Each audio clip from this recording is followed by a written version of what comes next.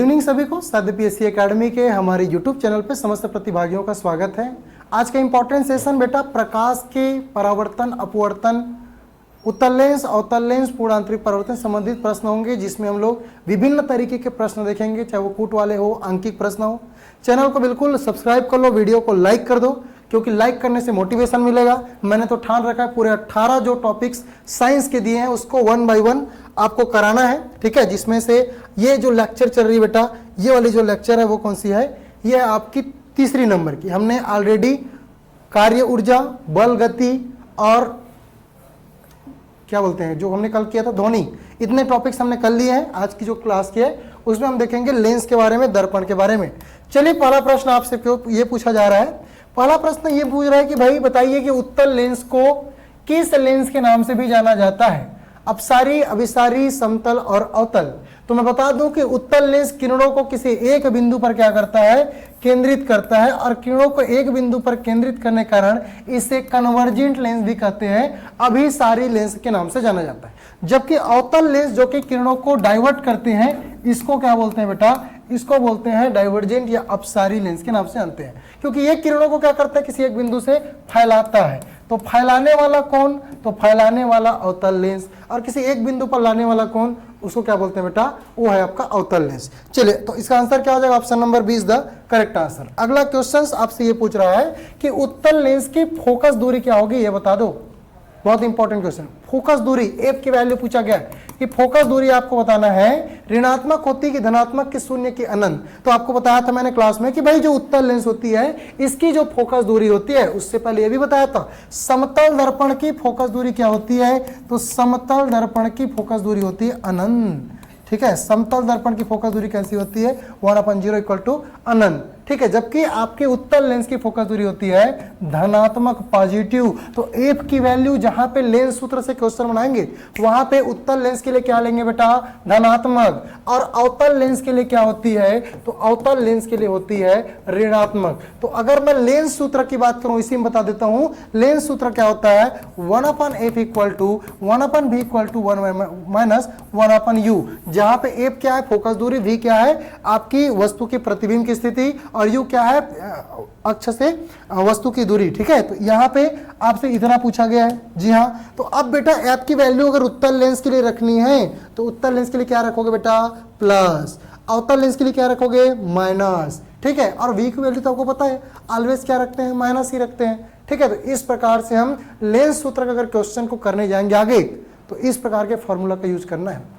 पूरी क्लास बने रहिए आप लोग, एक एक कॉन्सेप्ट मैं क्लियर कर दूंगा, आप बिल्कुल शांत बने रहेंगे। तो इसका आंसर क्या हो जाएगा बेटा, उत्तल लेंस की फोकस दूरी कैसी होती है, ऑप्शन नंबर बी कैसी होती है, धनात्मक। चलिए अगले क्वेश्चंस की ओर बढ़ते हैं। अगला प्रश्न क्या, सर प्रयोगशाला परिचारक की तैयारी कैसे करें, बस मेरे साथ जुड़े रहो। मल्टीपल 9th 10th की बुक के रिविजन करो। हमारी साइंस की जो ई बुक है वो आपके लिए इंपॉर्टेंट है, मैं बार बार बोल रहा हूँ। ये बिल्कुल साइंस की ई बुक जिसके बारे में बार बार बोल रहा हूँ कि ये भाई एग्जाम ओरिएंटेड ही बनाया गया है। ये आपको कहाँ मिलेगा, तो ये आपको मिलेगा हमारे साध्य पीएससी एकेडमी के मोबाइल एप्लीकेशन पे।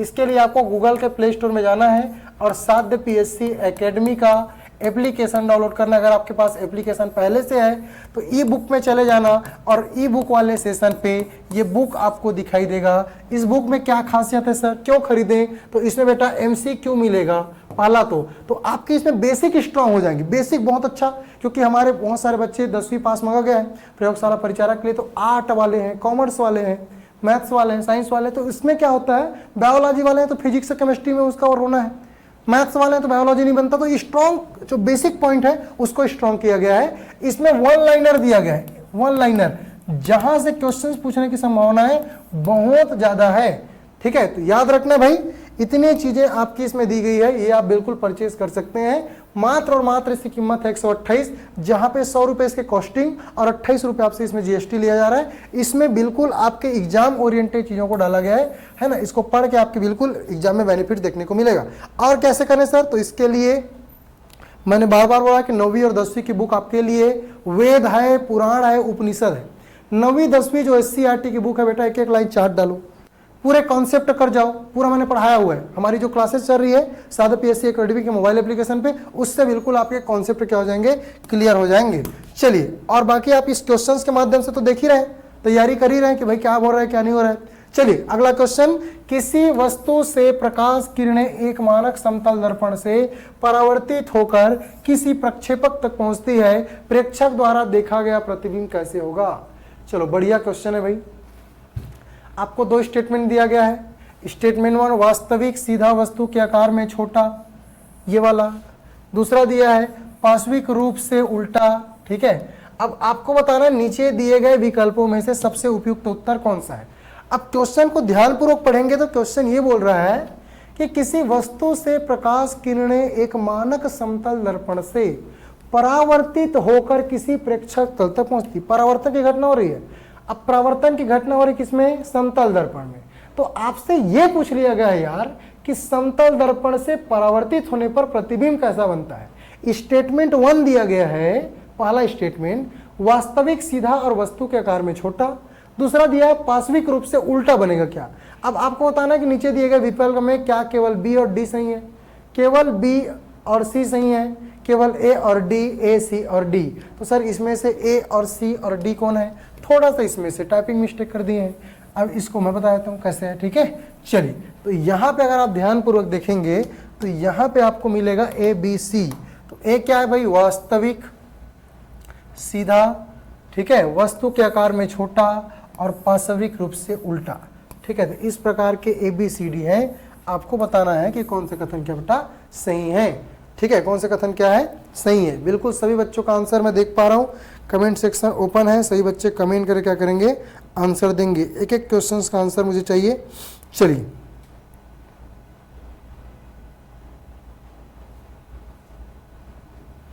बहुत बढ़िया।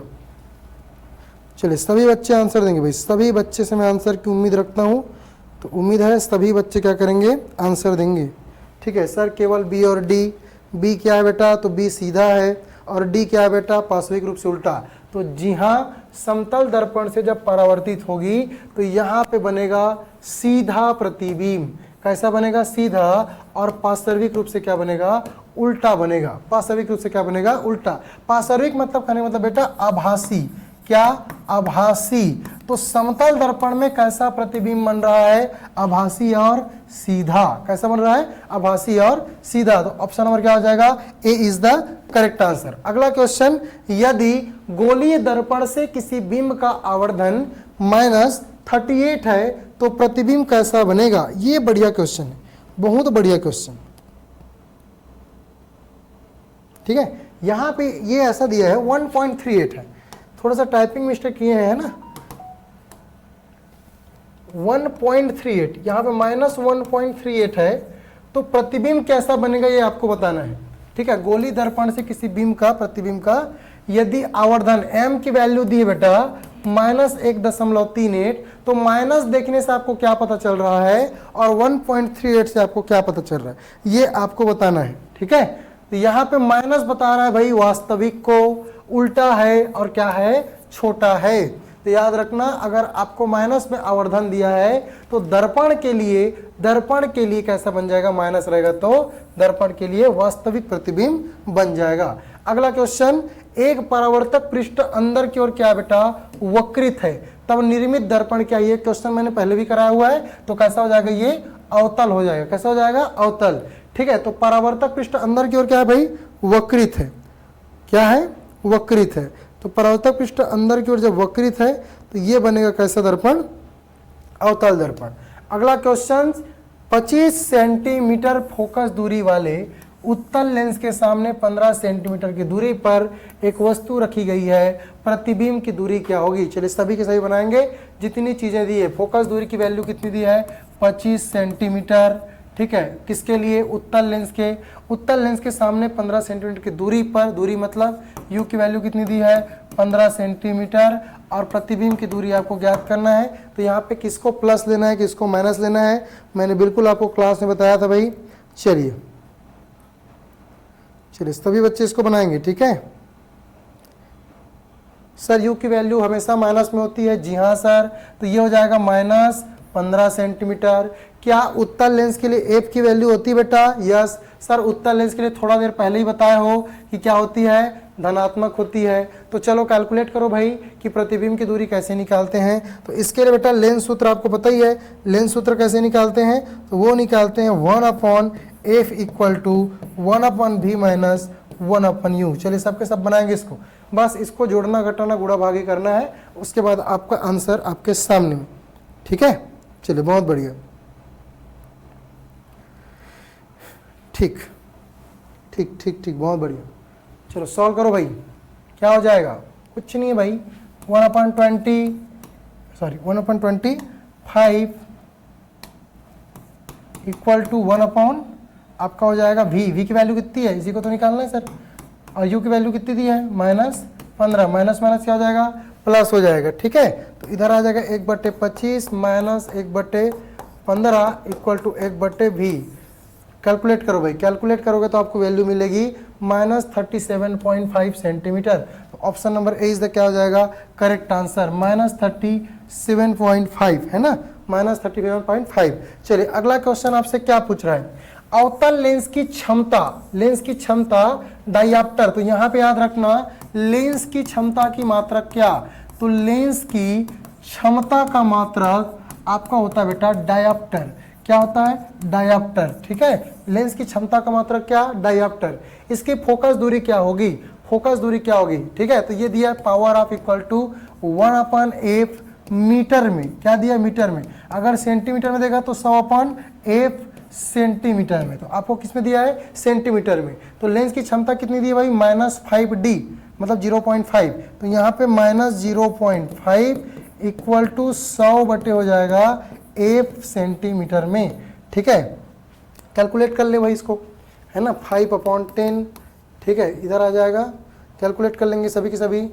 चलो f की वैल्यू निकाल लो भाई, है ना, f की वैल्यू निकाल लेंगे, सभी के सभी बच्चे निकाल लेंगे। अब यहाँ से कुछ करना ही नहीं है, बस कैलकुलेट करना है। ठीक है, कैलकुलेट करना है सर। तो यहाँ पे मीटर में पूछा गया कि सेंटीमीटर में पूछा गया है, सेंटीमीटर में ना, तो सेंटीमीटर में निकाल लेंगे। ठीक है, चलिए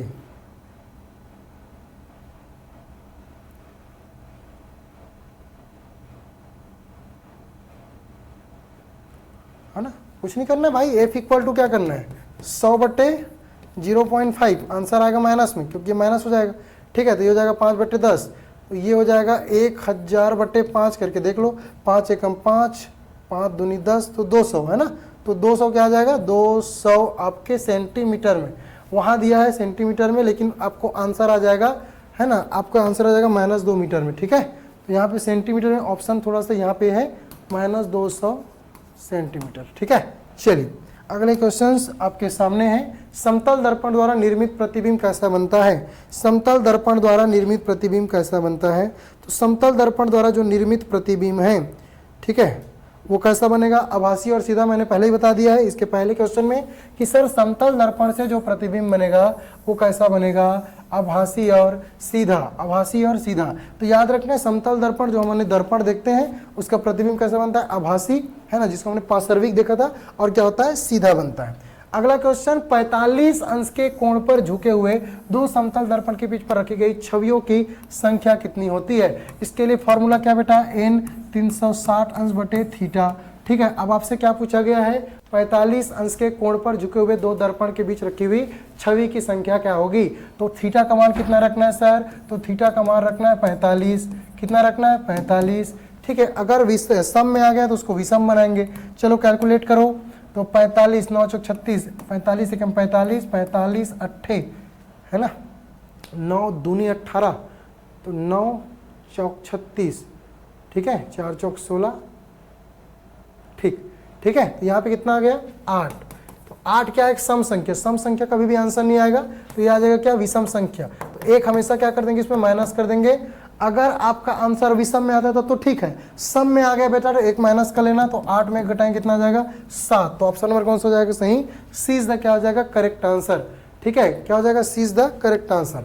अगला क्वेश्चन आपके सामने है, दो दर्पण को 60 अंश के कोण पे रखा गया, वही क्वेश्चन है, चलो बनाओ, 360 अंश बटे कितना, 60 अंश, इसको बनाओ तुम लोग। ठीक है, चलो ये बनना चाहिए भाई, है ना, ये बनना चाहिए, इसमें कुछ रखा नहीं है, अभी बताया हूँ जस्ट, ठीक है, ये बनना चाहिए, कुछ नहीं है भाई, अभी तो बताया हूँ सर। 0 0 कट जाएगा, 6 कम 6, 6 छक्का 36, 6 आ गया सर। 6 कैसा है सर?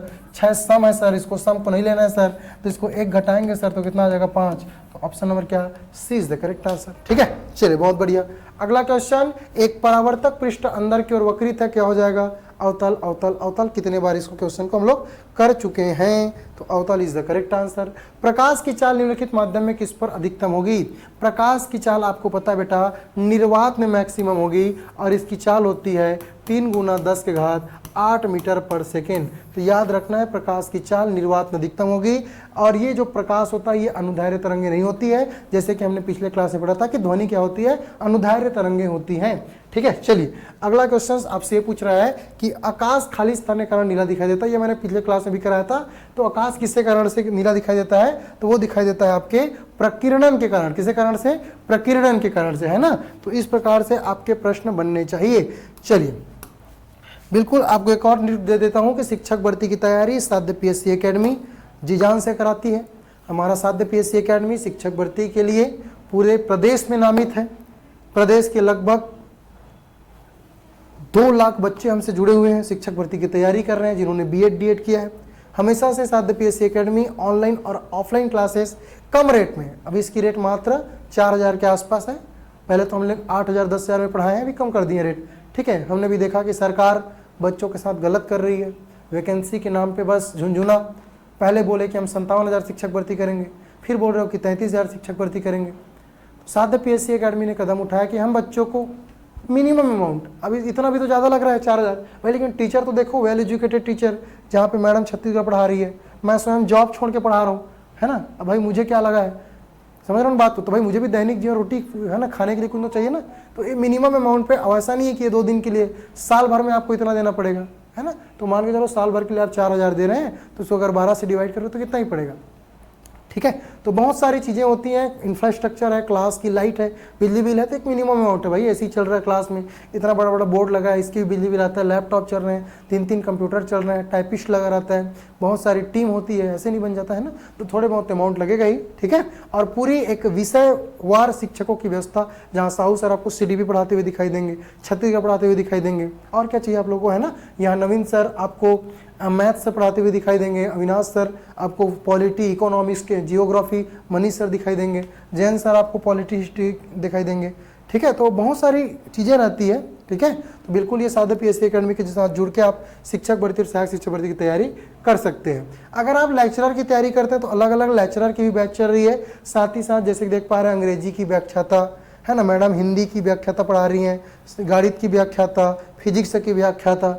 और मोर छत्तीसगढ़ बैच आपको पता है कि छत्तीसगढ़ के फेवरेट सर साहू सर जी आपको मोर छत्तीसगढ़ बैच के माध्यम से आपको दिखाई देंगे, और इसमें अलग अलग थोड़ी सी संशोधन की गई है ना। सर के माध्यम से इतिहास की अगर आप तैयारी करना चाहते हैं तो इतिहास, केवल जनजाति पढ़ना चाहते हैं जनजाति, है ना। अगर आपको केवल और केवल क्या पढ़ना है, भूगोल, तो भूगोल। इस प्रकार से मोर छत्तीसगढ़ बैच अलग अलग तरीके से आपको पढ़ाया है। साथ ही साथ MCQ क्वेश्चंस भी कराएंगे। साहू सर का नारा है भाई कि हम 50,000 यूट्यूब पे क्या करेंगे, MCQ क्वेश्चंस कराएंगे, और इससे बाहर पेपर में नहीं आना चाहिए। तो ये बिल्कुल हम लोग अनवरत रूप से शनिवार को महामैराथन के माध्यम से करा ही रहे, ठीक है। चलिए अगला क्वेश्चन आपके सामने है, श्वेत प्रकाश में देखे गए साबुन के बुलबुले रंगीन दिखाई देते हैं।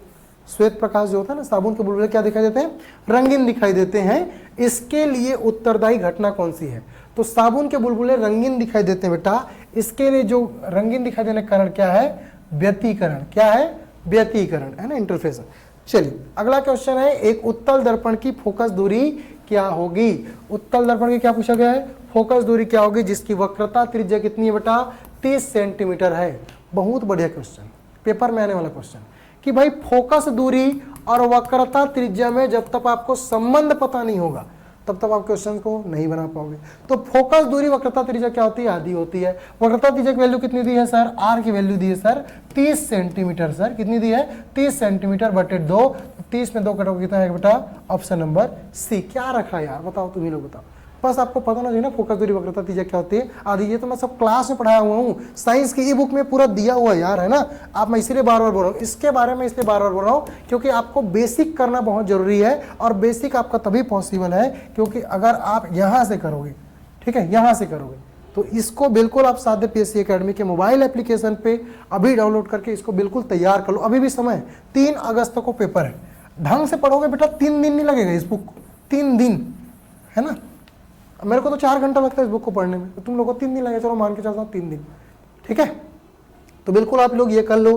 चलो तो हमने क्वेश्चन किया और इसका आंसर क्या है भाई, 15 सेंटीमीटर। कितना सेंटीमीटर, 15 सेंटीमीटर। कैसे आया, समझ आ गया। फोकस दूरी वक्रता त्रिज्या क्या होती है, आधी। क्या दिया है, वक्रता त्रिज्या, आर की वैल्यू कितनी दी है, 30, और 30 का आधा करेंगे कितना आ जाएगा, 15। चलो अगला क्वेश्चन, खाली स्थान लेंस केंद्र में मोटा होता है और वक्रता को अभिसरित करता है, जबकि खाली स्थान लेंस केंद्र में पतला होता है और प्रकाश को अपसरित करता है। तो अभी तो बताया हूं यार कि कौन प्रकाश को अपसरित करता है और कौन प्रकाश को अपसरित करता है। तो बेटा जो लेंस केंद्र में मोटा, बीच से मोटा, तो बीच से मोटा वाला कौन सा, उत्तल लेंस। बीच से मोटा वाला कौन सा, उत्तल लेंस, है ना। और केंद्र में पतला मतलब बीच से पतला वाला कौन सा, अवतल। कौन सा, अवतल। तो कौन सा हो जाएगा, ऑप्शन नंबर बी। कौन सा हो जाएगा, option number B is the correct answer. चलिए अगला क्वेश्चन बिल्कुल आप लोग बनाइए, न्यूमेरिकल प्रश्न आपके सामने है। क्वेश्चन ये पूछ रहा है बेटा, वही क्वेश्चन है क्या, सेम यार, वही क्वेश्चन है, ठीक है, सेम क्वेश्चन है। चलो इसको बताओ, ये भी क्वेश्चन रिपीट हो रहा है। हाँ ये क्वेश्चन बढ़िया। ये क्वेश्चन पूछा बेटा कि समतल दर्पण की फोकस दूरी, बताऊं क्या, समतल दर्पण की फोकस दूरी कितनी होती है और आवर्धन कितना होता है। चिल्ला चिल्ला के बता रहा हूं, समतल दर्पण की फोकस दूरी, ये पहले रिलेशन जानो ना कैसे होता है, इसको भी समझ लो भाई, है ना। फोकस दूरी वक्रता त्रिज्या की आधी होती है, फोकस दूरी वक्रता त्रिज्या की आधी होती है। तो आपको यहाँ ये जानना है कि समतल दर्पण की जो फोकस दूरी होती है वो कितनी होती है, 0, ठीक है, सॉरी अनंत। क्या होती है, अनंत। क्या होती है, अनंत। तो समतल दर्पण की फोकस दूरी क्या होगी, अनंत। क्या होगी, अनंत। और एम की आवर्धन होगी क्या, 1। ये लो भाई, ऑप्शन नंबर क्या, बी। तो समतल दर्पण की फोकस दूरी अनंत और इसकी आवर्धन कितनी होगी, 1, ठीक है। ये तो एकदम याद हो गया होगा ना, समतल दर्पण की फोकस दूरी अनंत, उत्तल दर्पण के लिए धनात्मक, अवतल दर्पण के लिए ऋणात्मक, ठीक है। इतना करा चुका हूं, ठीक है। चलो पूर्ण आंतरिक परावर्तन, टोटल इंटरनल रिफ्लेक्शन, पूर्ण आंतरिक परावर्तन कब होता है भैया, तो पूर्ण आंतरिक परावर्तन के लिए याद रख लो यार, दुनिया भर का चीज नहीं पढ़ना है।